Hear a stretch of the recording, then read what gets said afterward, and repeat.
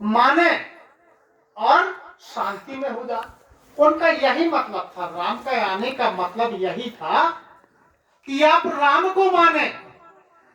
लेकिन राम राम राम राम कहते हैं, मैंने कहा नहीं कि राम राम कहने से राम नहीं मिलेंगे। राम का जीवन चरित्र पढ़िए और उसके जीवन चरित्र को पढ़कर उस पर चलिए, राम मिलेंगे।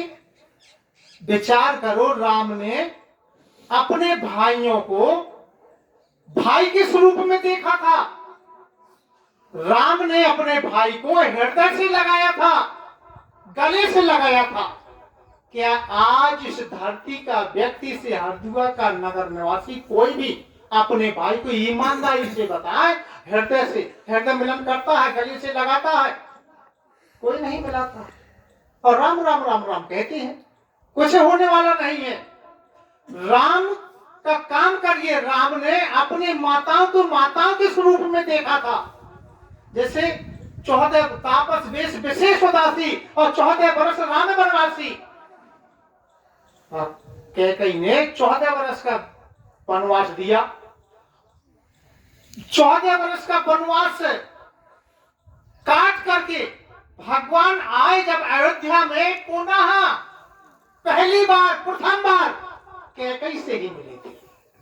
यानी कितनी उदारता थी, कितना प्रेम था।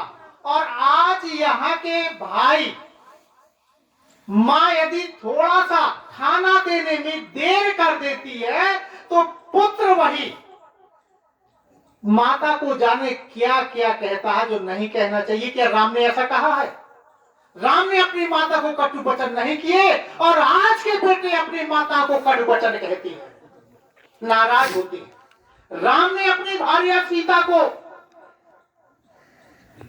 राम ने अपनी भार्या यानी सीता को खोजने के लिए कहां पर पहुंचे थे?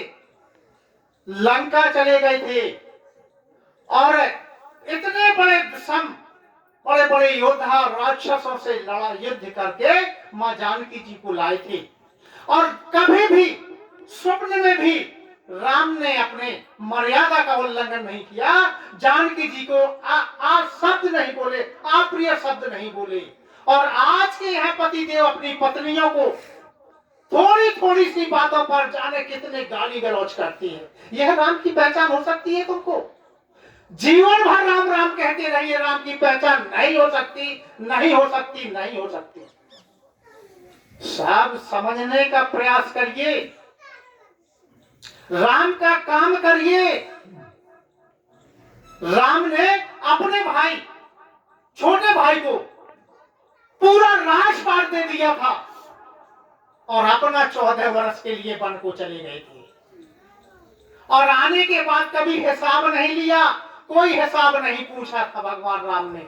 और आज यहाँ जरा जरा सी हिंसा पटिया पर भी भाई भाई को मारने के लिए तैयार हो जाता है। भाई मार कसाई बन जाता है। जरा जरा से हिस्सा पटिया पर, थोड़ा थोड़ा सा धन जमीन मकान पे भी हम एक दूसरे को मारते लड़ते झगड़ते हैं। और इतने मारते लड़ते झगड़ते हैं कि हमें जीवन में उसे बुलाते नहीं है। सब नाते रिश्ते तोड़ देते हैं, खान पियन तोड़ देते हैं, शादी व्यवहार में भी नहीं बुलाते हैं। क्या राम ने अपने जीवन में ऐसा किया है? बताइए, उठा करके रामायण देख लीजिए, कभी किया हो राम ने ऐसा कि हमें वन को भेज दिया और आकर के भरत जी से कुछ मांगा हो या उसे अलग कर दिया हो, पुनः उनको मिले? आपने ऐसा किया कभी? आपने नहीं किया, तो आपको राम मिलेंगे कैसे? आप राम नहीं मिलेंगे। चाहे जितनी बार जितना बड़ा मंदिर बनवाते रहिए, जितने बार तुम प्रतिष्ठा करवाते रहिए, भगवान रामलला को कई बार विराजमान करते रहिए, रोज विराजमान करते रहिए, राम के कर्तव्यों का जब तक पालन नहीं करेंगे, राम के कामों को आप नहीं अपनाएंगे, तो राम की प्राप्ति नहीं हो सकती। यह यथार्थ सत्य कह रहा हूं मैं। आप विचारिए, अनुभव करिए, राम ने तुम्हारे लिए कितने व्यंजन बनाए। दाना से लेकर के, जैसे रोटी है, सब्जियां हैं, फल फूल हैं, मिठाई है, ये सब कुछ भगवान राम ने आपके लिए बना दिए। आप इससे संतुष्ट नहीं होते हैं, आप संतुष्ट होते हैं किससे? दूसरों को हिंसा करके उनका मांस खाना, जीव हत्या करना, मांस खाना। क्या राम ने अपने जीवन में ऐसा किया या राम ने तुम्हें बताया ऐसा? क्या होता है ये प्राण प्रतिष्ठा करवाने से जो मनुष्य का परिवर्तन ना हो? है उनके अंदर आत्मा में परिवर्तन करिए। परिवर्तन कैसे हो? परिवर्तन होने की गली तो बताएं कि राम के कर्तव्यों का पालन आदमी कैसे कर सके, राम के विचारों पर कैसे चल सके। उसके लिए है 1947 में नगर महोबा छजमनपुरा में परम पूजनीय भगवान वियोग जी महाराज ने पुनः मनुष्य के कल्याण के लिए अवतार लिया और उन्होंने बताया कि तुम यदि राम की पहचान करना चाहते हो, जगत का प्रत्येक जन सुख शांति से रहना चाहता है, तो एक ठीक समय की मौन साधना करने लगो। वह ठीक समय कौन है? बस केवल शाम के शाम 6:50 से 7:05, 15 मिनट। अब 15 मिनट मौन साधना करके आप करेंगे, इसमें क्या परिवर्तन फिर होगा कैसे? इसमें साहब एक बहुत बड़े रहस्य छिपा हुआ है। जैसे राम को मानने के लिए रहस्य है, ऐसे ही रहस्य बताया हरयोग जी महाराज ने कि रोज आप शाम को पश्चिम की तरफ मुंह करके खड़े हो जाओ, ताड़ासन में, अटेंशन की स्थिति में, और अपने 24 घंटे का काम पूरी ईमानदारी से, जो भी कुछ तुमने किया है, शारीरिक हो या मानसिक हो, जो भी तुमने किया है, देखा है, विचार किया है, खाना खाया है, क्या खाना खाया, क्या तुमने अनुभव किए हैं, क्या तुमने अंदर आत्मा से विचार तुम्हारे उत्पन्न हुए हैं, इन सब को बारी बारी बारी बारी से, जिससे तुम मानते हो, देखो एक बात यह है, जिस इष्ट को तुम मानते हो उस इष्ट को सर्वोपरि बना लीजिए और उसे पूरे 24 घंटे का काम समर्पित कर दो।